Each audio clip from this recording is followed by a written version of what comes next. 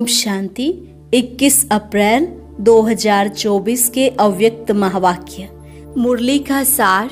तीव्र पुरुषार्थ की लगन को ज्वाला रूप बनाकर बेहद के वैराग्य की लहर फैलाओ।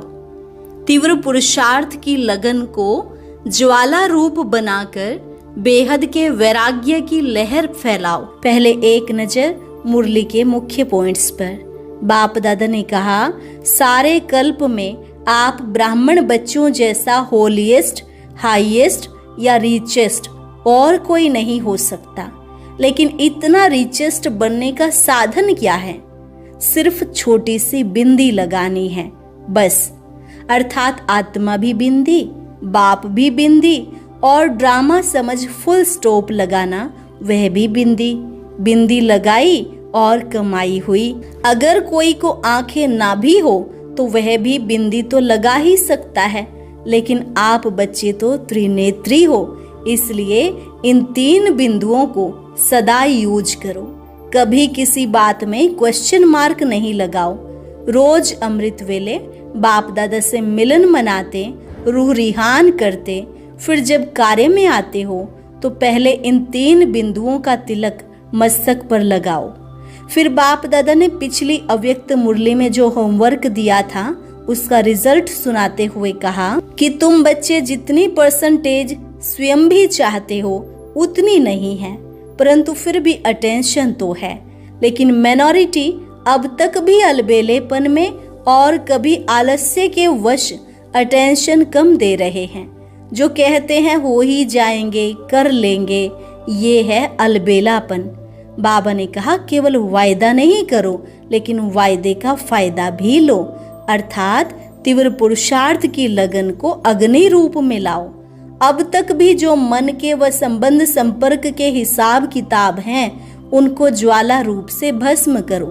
आपका ज्वाला रूप ही इस दुनिया में फैले हुए भ्रष्टाचार व अत्याचार की अग्नि को समाप्त करेगा। यह याद की अग्नि ही सभी आत्माओं को परमात्मा संदेश के शीतल स्वरूप की अनुभूति कराएगी और बेहद के वैराग्य की लहर फैलाएगी।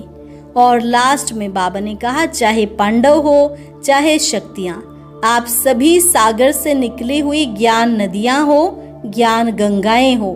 तो हे ज्ञान गंगाएं, अब आत्माओं को अपने ज्ञान की शीतलता द्वारा पापों की आग से मुक्त करो।